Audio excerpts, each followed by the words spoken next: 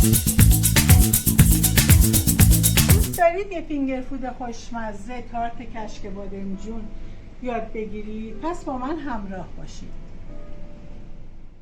برای آموزش این غذا ما احتیاج به کشک بادمجون داریم که من بادمجون رو کمی سرخ کردم، بعد با کمی کشک گذاشتم با آب پخته شد، لهش کردم با گوشت‌کوب دیگه، نعنا داغ و پیاز داغ و سیر داغم داخلش قاطی کردم که آماده شد. بعد داخل این تارتامون که تارتای آماده هستش که من گرفتم، نونای تارته که تو اینا دارن که همه مدلشو دارن. من نمکیشو گرفتم که برای کشک بادمجونه. برای حلوا میخواید تارت شکری بگیرید، نمک شیرین بگیرید. بعد داخل این قیف من کشک بادمجونم رو داخل این ریختم، دیگه احتیاج نیست ماسورم بذارید سرش. من داخل این تارتامو پر میکنم با پیاز داغ، نعنا داغ، سیر داغ و گردو تزیینش میکنم. داخل اینا رو من همه رو پر میکنم.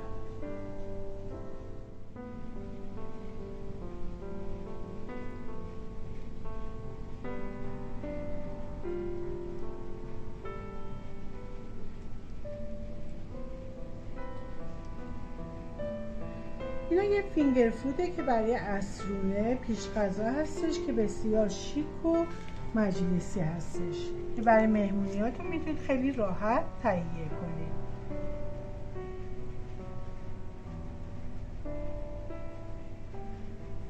من روی اینا رو الان با کشک و پیاز داغ و نعنا داغ تزیین میکنم.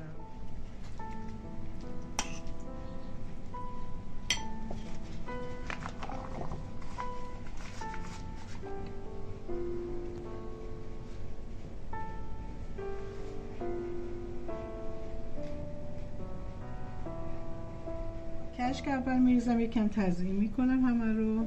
کشکم هم کمی زعفران داخلش ریختم. حالا بیایم تزیینش میکنیم. من کشک رو ریختم، حالا کمی پیاز داغ، نعنا داغ، اگه سیرم دوست داشتید سیرم بریزید. ولی تو مهمونی ها معمولا سیر رو استفاده نمیکنم. همینطوری همه رو به ترتیب پر میکنم. گردو رو یا به صورت پودر شده روشون میریزیم یا به صورت اینجوری نصف میکنیم، به این صورت یک کنارش میذاریم گردو رو.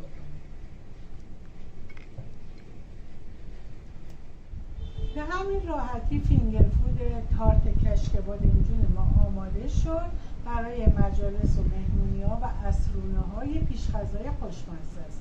مرسی از اینکه با من همراه بودید.